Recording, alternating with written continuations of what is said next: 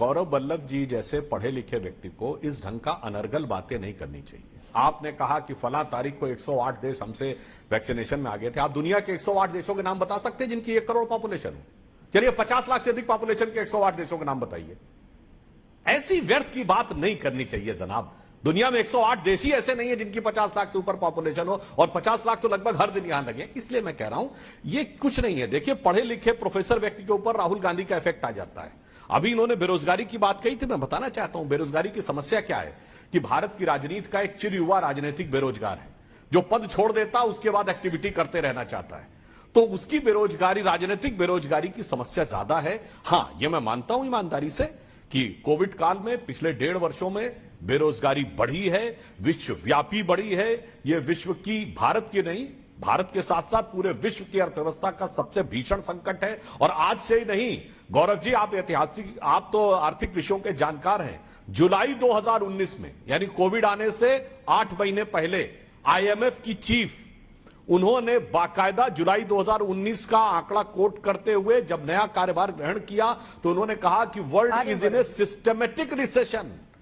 पूरा विश्व की अर्थव्यवस्था एक गहरे रिसेशन की तरफ जा रही है, और जिससे आने वाले समय में इतनी तेजी से अर्थ विकास की दर कम होगी। और कोविड ने आकर उसमें और बुरा कर दिया। और नहीं हो तो मैं दर्शकों से कहता हूं, जाके जुलाई 2019 का आईएमएफ की चीफ का स्टेटमेंट जाके पढ़ लें।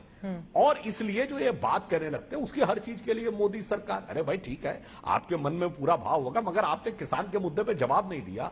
क्यों नहीं पंजाब की सरकार वो 5 साल की जो जेल वाला क्लॉज है वो है या नहीं है, तो क्यों नहीं हटाया है? अगर एमएसपी की जरूरत है तो अब पंजाब में फल और सब्जी पे एमएसपी क्यों नहीं है?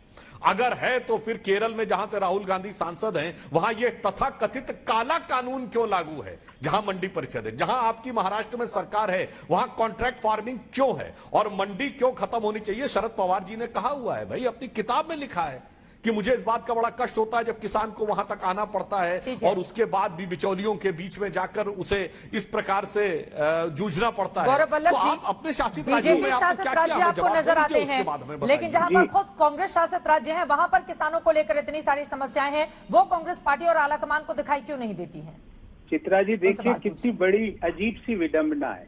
राकेश टिकैत सवाल पूछे तो सुधांशु जी कहते हैं राकेश जी की तो हैसियत ही। गौरव वल्लभ सवाल पूछे तो बोले राहुल गांधी जी की।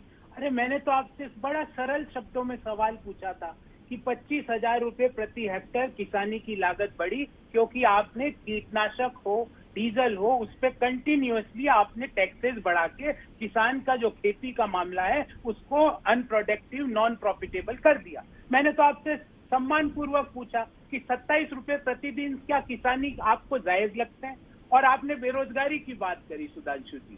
कोरोना के पहले, फॉरगेट अबाउट कोरोना, कोरोना के पहले आप ही की सरकार ने माना कि देश में 45 साल की सबसे बड़ी बेरोजगारी है। ये मैं नहीं कह रहा, भारत सरकार के आंकड़े हैं कोरोना के पूर्व। कोरोना के पीछे छुपना बंद कीजिए, किसानों को एमएसपी का लीगल राइट दीजिए। आप क्या है कि मैसेंजर को शूट करना बंद कीजिए। एमएसपी की लीगल राइट देने में क्या प्रॉब्लम है? राकेश टिकैत की हैसियत नहीं है, राहुल गांधी खराब है। सवाल ये है कि एमएसपी क्यों आपने मात्र 40 रुपए बढ़ाई गेहूं पे, इसका जवाब दीजिए। सवाल ये है कि एमएसपी की लीगल राइट देने में क्या प्रॉब्लम है? सवाल ये है कि आपने जो फसल बीमा योजना है उसमें सारा प्रॉफिट अपने एमएसपी की लीगल राइट देने में क्या दिक्कत है, जो बार बार सवाल पूछना, और किसानों की ओर से भी सुधांशु त्रिवेदी जी सरकार से ये सवाल पूछा जा रहा है। हाँ, मैं बिल्कुल इसका भी जवाब देता हूं। पहले तो मैं इनकी बात का जवाब दे दूं। ये कह रहे हैं डीजल की कीमत हमने बढ़ाई। अरे जनाब, आपके जमाने में 2010 में डीजल बाजार के हवाले हो चुका है, और आज ही जीएसटी काउंसिल की मीटिंग है। आपके राज्यों ने कहा कि जीएसटी में नहीं होना चाहिए डीजल, तो फिर केंद्र सरकार का कहां से दोष भाई? इसलिए मैं कह रहा, अब आइए, एमएसपी क्यों लीगल नहीं होनी चाहिए? देखिए साहब, एमएसपी के लिए सरकार लिखित गारंटी देने को तैयार है। संविधान के द्वारा यदि आप ये चाहते हैं कि पार्लियामेंट से पारित लॉ हो, तो आप आर्थिक विषयों के जानकार हैं। आपकी जेब में जो ये 100 रुपए का नोट होता है, ये सरकार की गारंटी है या पार्लियामेंट से पारित लॉ? पहले हां या ना में उत्तर दीजिए। और जो भी किसान ये कहते हैं तो 100 रुपए का नोट यूज करना बंद कर दें कि ये तो साहब गारंटी है, तो संविधान का लॉ तो है नहीं। अरे भाई, जब आपकी सारी अर्थव्यवस्था उस गारंटी पे चलती है, नोट को उठा के देख लीजिएगा, लिखा क्या रहता है, भारत का रिजर्व बैंक का गवर्नर, मैं धारक को 100 रुपए देने का वचन देता हूं।